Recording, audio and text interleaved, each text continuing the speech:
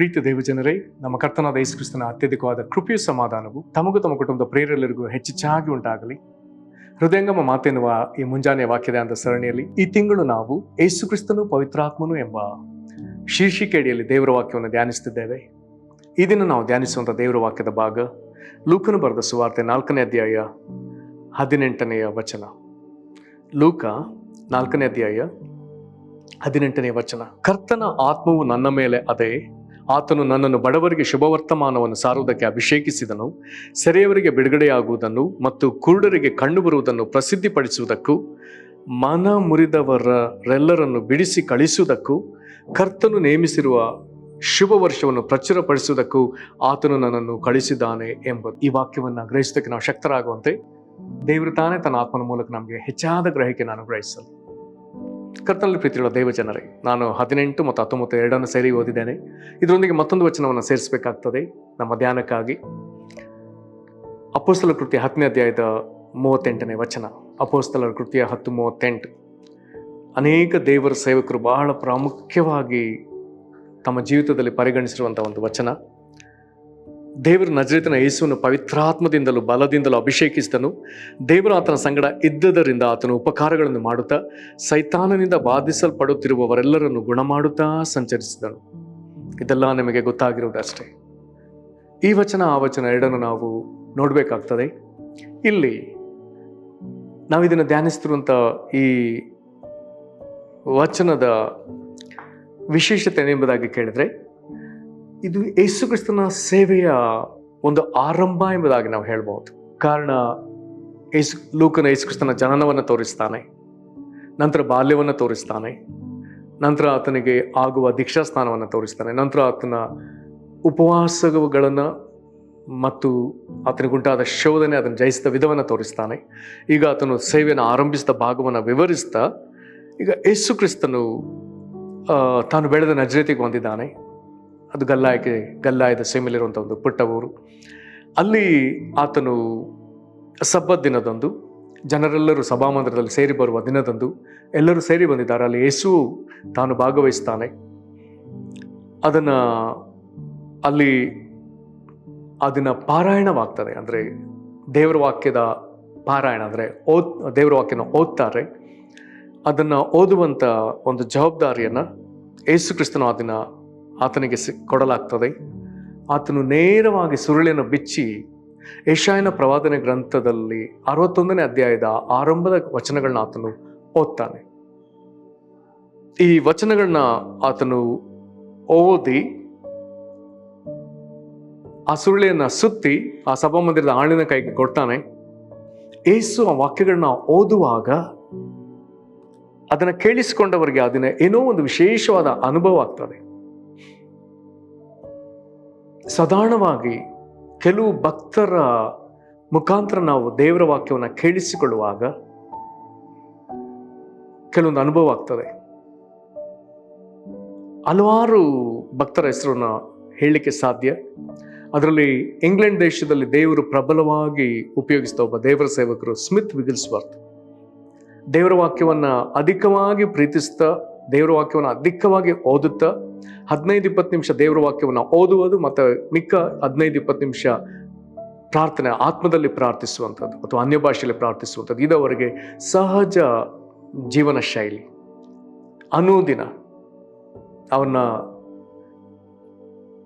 ಅವರ ಅಪ್ಪಣೆ ಪಡೆದು ಒಬ್ಬ ಯುವ ಸೇವಕರು, ಅಂದರೆ ಮುಂದೆ ಪ್ರಪಂಚ ಕಂಡ ಒಬ್ಬ ಒಳ್ಳೆ ದೇವರ ಸೇವಕರು ಲೆಸ್ಟರ್ ಸಮ್ರಾಲ್ ಎನ್ನುವಂಥವರು, ಅವರು ತಮ್ಮ ಯವನ ಪ್ರಾಯದಲ್ಲಿ ಅವರ ಅನುಮತಿ ಪಡೆದು ಅವ್ರನ್ನ ಭೇಟಿಯಾಗಲಿಕ್ಕೆ ಹೋಗ್ತಾರೆ. ಅವರ ಮನೆಗೆ ಅತಿಥಿಯಾಗಿ ಹೋಗ್ತಾರೆ. ಅವ್ರು ಹೋಗುವಾಗ ಅವ್ರು ಹೇಳಿದ ಸಮಯಕ್ಕೆ ಸರಿಯಾಗಿ ಹೋಗಿ ಡೋರ್ ಬೆಲ್ ಮಾಡ್ತಾರೆ, ಕಾಲಿಂಗ್ ಬೆಲ್ ಮಾಡ್ತಾರೆ. ಸ್ಮಿತ್ ವಿಗಿಲ್ಸ್ವರ್ತ್ ಹಿರಿಯ ಸೇವಕರೇ ಬಂದು ಕದ ತೆಗಿತಾರೆ. ಅವ್ರು ಕದ ತೆಗೆದ ಕೂಡಲೇ ಬಂದ ಅತಿಥಿಯನ್ನು ನೋಡಿ ಒಮ್ಮೆಲೆ ಗದರುತ್ತಾರೆ. ಕಾರಣ ಲೆಸ್ಟರ್ ಸಮ್ರಾಲ್ ಅವರ ಮನೆಗೆ ಹೋಗುವಾಗ ಒಂದು ನ್ಯೂಸ್ ಪೇಪರನ್ನು ತಕ್ಕೊಂಡು ಅದನ್ನು ಅವರ ಬಗಲಲ್ಲಿ ಇಟ್ಕೊಂಡು ಹೋಗಿರ್ತಾರೆ. ಇವರು ಕದ ತೆಗಿತಲ್ಲ, ನ್ಯೂಸ್ ಪೇಪರ್ ಕಣ್ಣಿಗೆ ಬಿದ್ದುದನ್ನು ಕಂಡ ಕೂಡಲೇ ಹಿರಿಯ ಸೇವಕರಾದ ಸ್ಮಿತ್ ವಿಗಿಲ್ಸ್ವರ್ತ್ ಅವ್ರು ಹೇಳ್ತಾರೆ, ಈ ಸಂಗತಿ ನನ್ನ ಮನೆಯೊಳಗೆ ಬರಬಾರ್ದು ಎಂಬುದಾಗಿ ಅವರ ಬಗಲಿಂದ ಪೇಪರ್ ಕಿತ್ತಿ ತೋಟದಲ್ಲಿ ಎಸಿತಾರೆ. ಲೆಸ್ಟರ್ ಸಮ್ರಾಲ್ ಅದನ್ನು ಮುಂದೆ ಹೇಳ್ತಾರೆ. ಅವರ ಮನೆಯಿಂದ ಹೊರಗೆ ನಡೆಯುವಾಗ ತೋಟದಲ್ಲಿ ಆ ಪೇಪರ್ ಎಲ್ಲಾದ್ರೂ ಇದೆ ಎಂಬುದಾಗಿ ನೋಡಿದ್ರೆ ಪೇಪರ್ ನೋಡ್ಲಿಕ್ಕೆ ಸಿಗ್ಲೇ ಇಲ್ಲ. ಕಾರಣ ಅವರು ದೇವರ ವಾಕ್ಯಕ್ಕೆ ಅಷ್ಟು ಮಾನ್ಯತೆ ಕೊಟ್ಟವರು. ಸರಿ, ಲೆಸ್ಟರ್ ಸಮರ್ ಅವ್ರು ಮನೆಯೊಳಗೆ ಹೋದ್ಮೇಲೆ ಅವ್ರನ್ನ ವಂದಿಸಿ ಏನ್ ಮಾಡ್ಬೇಕೆಂಬುದು ಹೇಳೋದ್ರೊಳಗೆ ಸ್ಮಿತ್ ವಿಗಿಲ್ಸ್ವರ್ತ್ ಅವ್ರು ಹೇಳ್ತಾರಂತೆ, ಹಿರಿ ಸೇವಕರು, ನಾವು ಬೈಬಲ್ ಓದೋಣ. ಸರಿ, ಬೈಬಲ್ 15-20 ನಿಮಿಷ ಜೋರಾಗಿ ಅವ್ರು ಬೈಬಲ್ ಓದ್ತಾರೆ. ಅದಾದ್ಮೇಲೆ ಪ್ರಾರ್ಥನೆ ಮಾಡೋಣ. ಸರಿ, ಬೈಬಲ್ ಓದ್ಮೇಲೆ ಪ್ರಾರ್ಥನೆ ಮಾಡೋಣ. ಸರಿ, ಒಂದು 15-20 ನಿಮಿಷ ಮತ್ತೆ ಜೋರಾಗಿ ಪ್ರಾರ್ಥಿಸ್ತಾರೆ. ಅದು ಮುಗಿದ ಕೂಡಲೇ ಮತ್ತೆ ಹಿರಿ ಸೇವಕರಾದ ಸ್ಮಿತ್ ವಿಗಿಲ್ಸ್ವರ್ತ್ ಹೇಳ್ತಾರೆ, ಮತ್ತೆ ಬೈಬಲ್ ಓದೋಣ, ಮತ್ತೆ ಪ್ರಾರ್ಥಿಸೋಣ. ಅದು ಮುಗಿದ್ಮೇಲೆ ಮತ್ತೆ ಬೈಬಲ್ ಓದೋಣ, ಮತ್ತೆ ಪ್ರಾರ್ಥಿಸೋಣ. ದೇವರ ವಾಕ್ಯಕ್ಕೆ ಪ್ರಾಮುಖ್ಯತೆ.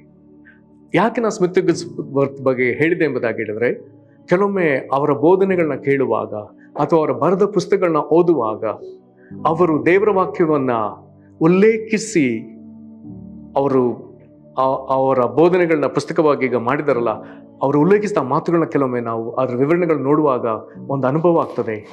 ದೇವರ ವಾಕ್ಯವು ನಮ್ಮ ಎದುರು ಜೀವಂತವಾಗಿ ಎದ್ದು ಬಂದ ಅನುಭವ ಆಗ್ತದೆ. ಆ ವಾಕ್ಯದೊಳಗಿನ ಮರ್ಮ ಒಬ್ಬ ವ್ಯಕ್ತಿಯೋಪಾದಿಯಲ್ಲಿ ಅದು ಪ್ರಕಟವಾಗ್ತದೆ. ಒಬ್ಬ ವ್ಯಕ್ತಿಯನ್ನು ನಾವು ಸಂಧಿಸಿದಾಗ ಆಗುವ ಅನುಭವವೇನೋ ಆ ವಿಧದಲ್ಲಿ ಆ ವಾಕ್ಯದೊಂದಿಗೆ ಅನುಭವ ಆಗ್ತದೆ. ಪ್ರಿಯರೇ, ಇದೆಲ್ಲವೂ ಬಹಳ ವಿಶೇಷವಾದ ಸಂಗತಿಗಳು. ಈ ಒಂದು ಉದಾಹರಣೆಯನ್ನು ಯಾಕೆ ಹೇಳಿದೆ ಎಂಬುದಾಗಿ ಹೇಳಿದ್ರೆ, ಆ ದಿನ ಯೇಸು ಕ್ರಿಸ್ತನು ಸಭಾಮಂದಿರದಲ್ಲಿ ಎದ್ದು ನಿಂತು ಸುರುಳಿಯನ್ನ ಬಿಚ್ಚಿ ಆತನು ಯೆಶಾಯನ ಪ್ರವಾದನೆ ಗ್ರಂಥದ 61ನೇ ಅಧ್ಯಾಯದ ಆರಂಭದ ಕೆಲವು ವಚನಗಳನ್ನ ಓದಿದಾಗ ಅಲ್ಲಿ ನೆರೆದಿದ್ದವರ ಎಲ್ಲಾ ಜನರ ಕಣ್ಣುಗಳು ಯೇಸು ಕ್ರಿಸ್ತನ ಮೇಲೆ ಬಿದ್ದಿತ್ತೆಂಬುದಾಗಿ ಲೂಕನಲ್ಲಿ ಬರೀತಾನೆ 20ನೇ ವಚನದಲ್ಲಿ. ಆಗ ಯೇಸು ಕ್ರಿಸ್ತನು ಅವರೆಲ್ಲರನ್ನ ಉದ್ದೇಶಿಸಿ ಒಂದು ಮಾತನ್ನು ಮಾತನಾಡ್ತಾನೆ. ಯಾವ ರೀತಿ ಹೇಳ್ತಾನೆ? ಈ ಹೊತ್ತು ನೀವು ನನ್ನ ಮಾತನ್ನು ಕೇಳುವಲ್ಲಿ ಈ ವೇದೋಕ್ತಿ ನೆರವೇರಿದೆ. ಅಲ್ಲಿಗೆ ಯೇಸು ಕ್ರಿಸ್ತನು ಓದಿದ ಈ ದೇವರ ವಾಕ್ಯ ಆತನ ಕುರಿತಾದದ್ದೇ. ಆತನೇ ಕರ್ತನ ಆತ್ಮನು ಆತನ ಮೇಲೆ ಇರುವುದರಿಂದ ಆತನು ಹೇಳ್ತಿದ್ದಾನೆ, ಕರ್ತನ ಆತ್ಮನು ನನ್ನ ಮೇಲೆ ಅದೇ. ಆತನು ನನ್ನನ್ನು ಬಡವರಿಗೆ ಶುಭವರ್ತಮಾನವನ್ನು ಸಾರುವುದಕ್ಕೆ ಅಭಿಷೇಕಿಸ್ತಾನೆ. ಬಡವರು, ಪ್ರೇರೆ, ವಾಕ್ಯದಲ್ಲಿ ಯಾರನ್ನ ಬಡವರೆಂಬುದಾಗಿ ಹೇಳೋಣ? ಹಣ ಇರುವವ್ರನ್ನ ಬಡವರೆಂಬುದಾಗಿ ಹೇಳೋಣವೋ, ಹಣ ಇಲ್ಲದವ್ರನ್ನ ಬಡವರೆಂಬುದಾಗಿ ಹೇಳೋಣವೋ? ನಾನು ನಂಬ್ತೇನೆ, ಪ್ರಪಂಚದಲ್ಲಿ ಹಣ ಇದ್ದು ವಿಪರೀತ ಅಗರ್ಭ ಶ್ರೀಮಂತರಾಗಿದ್ದು ಯೇಸುವನ್ನು ನಂಬುವರಿದ್ದಾರೆ, ಅಗರ್ಭ ಶ್ರೀಮಂತರಾಗಿದ್ದು ಯೇಸುವನ್ನು ತಿರಸ್ಕರಿಸುವವರಿದ್ದಾರೆ. ಪ್ರಪಂಚದಲ್ಲಿ ಕಡು ಬಡತನದಲ್ಲಿ ಇದ್ದು ಯೇಸುವನ್ನು ಸನ್ಮಾನಿಸುವವರಿದ್ದಾರೆ, ಪ್ರಪಂಚದಲ್ಲಿ ಕಡು ಬಡತನದಲ್ಲಿ ಇದ್ದು ಯೇಸುವನ್ನು ತಿರಸ್ಕರಿಸುವವರಿದ್ದಾರೆ. ಹಾಗಾದ್ರೆ ಯಾರನ್ನು ಬಡವರೆಂಬುದಾಗಿ ಹೇಳೋಣ? ಇದನ್ನ ಯೇಸು ಕ್ರಿಸ್ತನ ಭಾಷೆಯಲ್ಲಿ ಆತನು ಹೇಳ್ತಾನೆ, ಮತ್ತಾಯ 5ನೇ ಅಧ್ಯಾಯದ ಭಾಗದಲ್ಲಿ, ಆತ್ಮದಲ್ಲಿ ಬಡವರು ಎಂಬುದಾಗಿ ಕರೀತಾನೆ. ಹಾಗೆ ಆತ್ಮದಲ್ಲಿ ಬಡವರು ಯಾರು? ಈ ಪ್ರಪಂಚದಲ್ಲಿ ಸ್ಥಾನಮಾನ ಸ್ಥಿತಿಗತಿಗಳು ಯಾವುದೇ ಮಟ್ಟದಲ್ಲಿದ್ರು, ಅದು ಕೆಳಮಟ್ಟವೋ ಉತ್ಕೃಷ್ಟ ಮಟ್ಟವೋ, ಯಾವ ಮಟ್ಟದಲ್ಲಿದ್ರು ದೇವರ ನುಡಿಗೆ, ದೈವೋಕ್ತಿಗಳಿಗೆ, ಕರ್ತನ ಉಪದೇಶಕ್ಕೆ, ಪವಿತ್ರಾತ್ಮನ ಸ್ವರಕ್ಕೆ ವಿಧೇಯತೆ ತೋರುವುದಕ್ಕೆ, ದೇವರ ವಾಕ್ಯವನ್ನ ಸನ್ಮಾನಿಸುವುದಕ್ಕೆ, ದೇವರು ಹೇಳುವುದನ್ನ ನಂಬಿ ಸನ್ಮಾನಿಸಿ ಅಂಗೀಕರಿಸಿ ತಗ್ಗಿಸಿಕೊಂಡು ವಿಧೇಯರಾಗುವುದಕ್ಕೆ ಯಾರಿಗೆ ಮನಸ್ಸಿದೆಯೋ ಅವರು ಬಡವರು ಶ್ರೀಮಂತರು, ಇವರೇ ಆ ಬಡವರು. ಕಾರಣ ದೇವರ ಮುಂದೆ ತಗ್ಗಿಸಿಕೊಳ್ಳುವವರು. ಈ ಲೋಕದಲ್ಲಿ ಅವರ ಸ್ಥಾನಮಾನ ಏನೇ ಇದ್ದರೂ ದೇವರನ್ನು ಸನ್ಮಾನಿಸುವವರು. ಕರ್ತನಲ್ಲಿ ಪ್ರೀತಿಯುಳ್ಳ ದೇವ ಜನರೇ, ಅವರು ಬಡವರು. ಹಾಗಾದ್ರೆ ಯೇಸು ಕ್ರಿಸ್ತನು ಸಾರುವ ಶುಭವಾರ್ತೆಗೆ, ಶುಭವರ್ತಮಾನಕ್ಕೆ ಅದು ಇಂಥವರಿಗೆ ಪ್ರಯೋಜನ. ಅದಕ್ಕಾಗಿ ಆತನು ಅಭಿಷೇಕಿಸಲ್ಪಟ್ಟಿದ್ದಾನೆ. ಸೆರೆಯವರು, ನಾನಾ ವಿಧವಾದ ಸೆರೆಯವರು. ದೇವರ ವಾಕ್ಯವನ್ನು ಓದಿದ್ರೆ 18 ವರ್ಷಗಳಿಂದ ದೆವ್ವ ಬಡಿದ್ದು ಗೂನು ಬೆನ್ನಿನವಳು, ಅಥವಾ ದೆವ್ವಗಳ ದಂಡಿನಿಂದ 6,000 ಚಿಲ್ಲರೆ ದೆವ್ವಗಳಿಂದ ಹಿಡಿಯಲ್ಪಟ್ಟ ಒಬ್ಬ ಮನುಷ್ಯ. ಹೀಗೆ ವಿಧ ವಿಧವಾಗಿ ಸೆರೆಯಲು ಬಿದ್ದವರು. ಕುರುಡರಿಗೆ ಕಣ್ಣು. ಪ್ರೇರೆ, ನಮ್ಮ ಕಣ್ಣು ಕಾಣ್ತಿದ್ರು ನಮ್ಮಲ್ಲಿ ಅನೇಕರು ನಾವು ದೇವರನ್ನ ಅರ್ಥಕೊಳ್ಳಲು ಇನ್ನೂ ಅಸಮರ್ಥರು, ಅಶಕ್ತರು. ದೇವರನ್ನ ತಿಳ್ಕೊಳ್ಳೋ ತನಕ ದೃಷ್ಟಿ ನಮಗಿಲ್ಲದೆ ಹೋದ್ರೆ ಅಂತವರಾದ ನಾವೆಲ್ಲರೂ ಇನ್ನೂ ಕುರುಡರೇ. ಭಕ್ತನು ಬಹಳ ಎಚ್ಚರಿಕೆಯಿಂದ ಕೇಳ್ತಾನೆ, ನನ್ನ ಕಣ್ಣುಗಳನ್ನು ತೆರೆಯಾಗ ಧರ್ಮಶಾಸ್ತ್ರದ ರಹಸ್ಯಗಳನ್ನ ತಿಳ್ಕೊಳ್ಳುವೆ. ಕಣ್ಣು ದೃಷ್ಟಿ ಯೇಸುವಿನಿಂದ ಪಡಕೊಂಡ ಕೂಡಲೇ ಬಾರ್ತಿಮಾಯನು ಆತನು ತಿರುಗಿ ತನ್ನ ಭಿಕ್ಷಾಟನೆಗೆ ಹಿಂದಿರುಗಿ ಹೋಗ್ಲಿಲ್ಲ. ಆತನು ಯೇಸುವನ್ನ ಸ್ತುತಿಸುತ್ತಾ ಆತನಿಂದೇ ಹೋಗಿಬಿಟ್ಟ ಎಂಬುದಾಗಿ ಬರ್ತದೆ. ಹಾಗಾದ್ರೆ ಯೇಸುವನ್ನು ನೋಡಿ ಆತನನ್ನೇ ಸ್ತುತಿಸುತ್ತಾ ಆತನಲ್ಲೇ ಸಂಭ್ರಮಿಸುತ್ತಾ ಆತನಿಂದೇ ಹೋಗತಕ್ಕ ದೃಷ್ಟಿ ನಮಗೆ ಬೇಕು. ಅದಿಲ್ಲವಾದರೆ ನಾವು ಕುರುಡರೇ ಎಂಬುದಾಗಿ ನಾವು ಒಪ್ಪಿಕೊಳ್ಬೇಕಾಗ್ತದೆ. ಕಾರಣ ಈ ಲೋಕಾಧಿಪತಿ ನಾವು ದೇವರ ಸಾರೂಪ್ಯವನ್ನ, ಕ್ರಿಸ್ತನ ಪ್ರಭಾವವನ್ನ, ಸುವಾರ್ತೆ ಪ್ರಕಾಶವನ್ನ ಕಾಣದ ಹಾಗೆ ನಮ್ಮನ್ನು ಕುರುಡು ಮಾಡಿದ್ದಾನೆ ಎಂಬುದಾಗಿ ವಾಕ್ಯ ಸ್ಪಷ್ಟವಾಗಿ ಬರ್ತದೆ. ಮತ್ತೆ ಮನ ಮುರಿದವರು, ನಾನಾ ಪರಿಸ್ಥಿತಿಗಳಿಂದ ತೀರಾ ಸೋತು ಖಿನ್ನತೆಯಿಂದ ಜಜ್ಜಿ ಹೋದ ಎಷ್ಟೋ ಜೀವಗಳಿದೆ. ಇವರೆಲ್ಲರನ್ನ ಬಿಡಿಸಿ ಕಳಿಸುವುದಕ್ಕಾಗಿ ತಂದೆಯಾದ ದೇವರು ತನ್ನ ಮಗನನ್ನ ಈ ಲೋಕಕ್ಕೆ ಮೆಸ್ಸಿಯನನ್ನಾಗಿ, ಕ್ರಿಸ್ತನನ್ನಾಗಿ ನಿರ್ದಿಷ್ಟ ಉದ್ದೇಶದೊಂದಿಗೆ ಕಳಿಸಿದ್ದಾನೆ. ಈ ಕಾರಣಕ್ಕೆ ಕರ್ತನ ಆತ್ಮನು ಆತನ ಮೇಲೆ ನೆಲೆಸಿದೆ. ಆತನ ದೀಕ್ಷಾಸ್ನಾನ ಹೊಂದಿ ನೀರಿನಿಂದ ಮೇಲೆ ಬರುವಾಗ ಪರಲೋಕವು, ಆಕಾಶವು ತೆರೆದು ಪರಲೋಕದಿಂದ ದೇವರಾತ್ಮನ ಪಾರಿವಾಳದಂತೆ ಬಂದು ಆತನ ಮೇಲೆ ನೆಲೆಸಿದ್ನಲ್ಲ, ಅದೇ ಮಾತು ಕರ್ತನ ಆತ್ಮ ನನ್ನ ಮೇಲಿದೆ ಎಲ್ಲಾ ಕಾರ್ಯಗಳನ್ನು ಮಾಡೋದಕ್ಕಾಗಿ. ಹಾಗಾಗಿ ಪೇತ್ರನು ಕೊರ್ನೇಲಿನ ಮನೆಯಲ್ಲಿ ಪ್ರಸಂಗಿಸುವಾಗ ಆತನು ಹೇಳ್ತಾನೆ, ಅಪೊಸ್ತಲರ ಕೃತ್ಯ 10:38, ದೇವರು ನಜರೇತಿನ ಯೇಸುವನ್ನ ಪವಿತ್ರಾತ್ಮನ ಬಲದಿಂದಲೂ ಅಭಿಷೇಕಿಸ್ತನು. ದೇವರ ಆತನ ಸಂಗಡ ಇದ್ದರಿಂದ ಆತನ ಉಪಕಾರಗಳನ್ನ ಮಾಡುತ್ತಾ ಸೈತಾನಿಂದ ಬಾಧಿಸಲ್ಪಡ್ತಿರುವವರೆಲ್ಲರನ್ನ ಗುಣಪಡಿಸುತ್ತಾ ಸಂಚರಿಸಿದ ಎಂಬುದಾಗಿ ಬರೆದಿದೆ. ಎಂತಹ ಶ್ರೇಷ್ಠ ಸಂಗತಿ, ಎಂತಹ ಶ್ರೇಷ್ಠ ಸಂಗತಿ!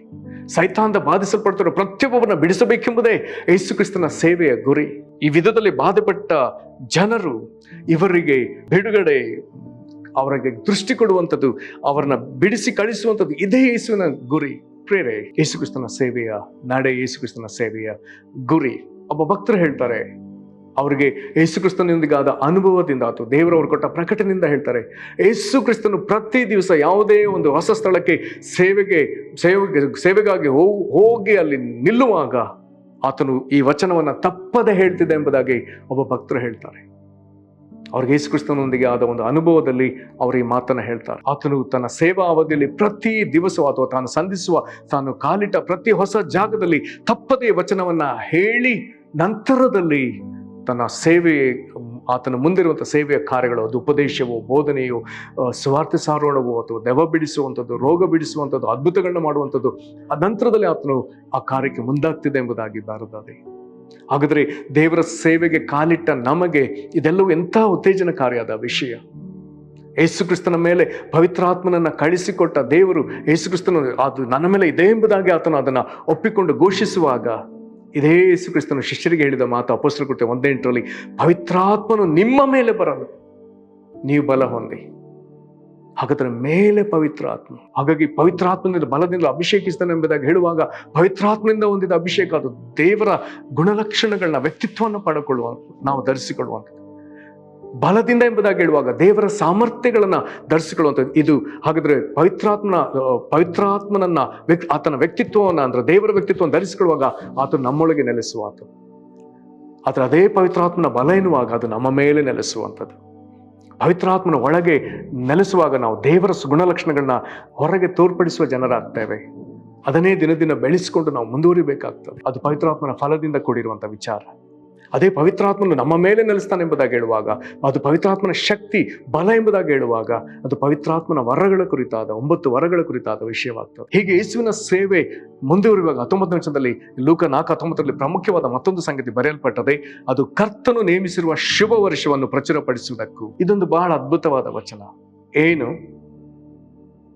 ಯೇಸು ಬಂದದ್ದು, ಆತನು ಪ್ರತಿಯೊಬ್ಬ ವ್ಯಕ್ತಿಯನ್ನು ಸಂಧಿಸಿದ್ದು ಯಾಕೆ ಎಂಬುದಾಗಿ ಕೇಳಿದ್ರೆ, ಕರ್ತನು ಆ ಮನುಷ್ಯನಿಗೆ ನೇಮಿಸಿರುವ ಶುಭ ವರ್ಷವನ್ನ ಅವನ ಜೀವಿತದಲ್ಲಿ ಪ್ರಚುರಪಡಿಸೋದಕ್ಕಾಗಿ ತಂದೆ ದೇವರ ಆತನ ಯೇಸು ಕ್ರಿಸ್ತನನ್ನು ಕಳಿಸಿದ್ದಾನೆ ಎಂಬುದಾಗಿ ಯೇಸು ಕ್ರಿಸ್ತನ ಹೇಳುವಾಗ, ಉದಾಹರಣೆಗೆ ಒಬ್ಬ ಕುಷ್ಠರೋಗಿ ಆ ಕಾಲದಲ್ಲಿ ತನ್ನ ಸಮಾಜದಲ್ಲಿ, ತನ್ನ ಕುಟುಂಬದಲ್ಲಿ ಜೀವಿಸಲಿಕ್ಕೆ ಸಾಧ್ಯವಿಲ್ಲ. ಆತನಿಗೆ ಬಹಿಷ್ಕಾರ ಉಂಟಾಗುವುದರಿಂದ ಆತನು ಊರ ಹೊರಗೆ ಕುಷ್ಠರೋಗಿಗಳು ತಂಗುವ ಕ್ಯಾಂಪ್ನಲ್ಲಿ ಆತನು ಇರಬೇಕಾಗ್ತದೆ. ಹಾಗಾದ್ರೆ ಯೇಸು ಆ ಕುಷ್ಠರೋಗಿಗಳ ಬಳಿಗೆ ಹೋದಾಗ ಒಬ್ಬ ಕುಷ್ಠರೋಗಿ ಯೇಸು ಕ್ರಿಸ್ತನ ಬಳಿಗೆ ಬಂದಿದ್ದಾನೆ.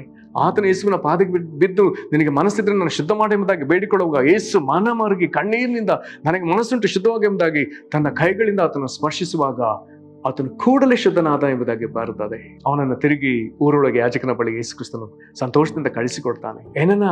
ಏನನ್ನ ಇಲ್ಲಿ ಹೇಳ್ತಿದ್ದೇನೆ, ನಾವು ನೋಡ್ಲಿಕ್ಕೆ ಪ್ರಯಾಸ ಪಡ್ತಿದ್ದೇವೆ.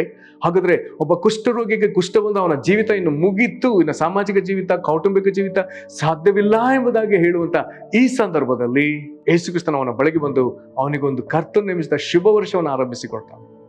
ಹುಟ್ಟು ಕುರುಡರನ್ನ ಸಂಧಿಸುವಾಗ ಯೇಸು ಅವರಿಗೆ ದೃಷ್ಟಿ ಕೊಡುವಾಗ, ಯೇಸುವನ್ನು ಸಂಧಿಸಿದ ಆ ಕುರುಡರಿಗೆ ಯೇಸು ಆತನು ಒಂದು ಶುಭ ವರ್ಷವನ್ನು ಆತನು ಕೊಡ್ತಾನೆ. ಹೀಗೆ ನಾವು ನೋಡುವಂತ ಪ್ರತಿ ವ್ಯಕ್ತಿಗಳ ವಿಷಯದಲ್ಲಿ ಇಂದಿಗೂ ಈ ಯೇಸು ಹೀಗೇ ಅದ್ಭುತ ಮಾಡ್ತಿದ್ದ, ಅನೇಕರ ಜೀವಿತದಲ್ಲಿ ಅದ್ಭುತ ಮಾಡ್ತಿದ್ದಾನೆ.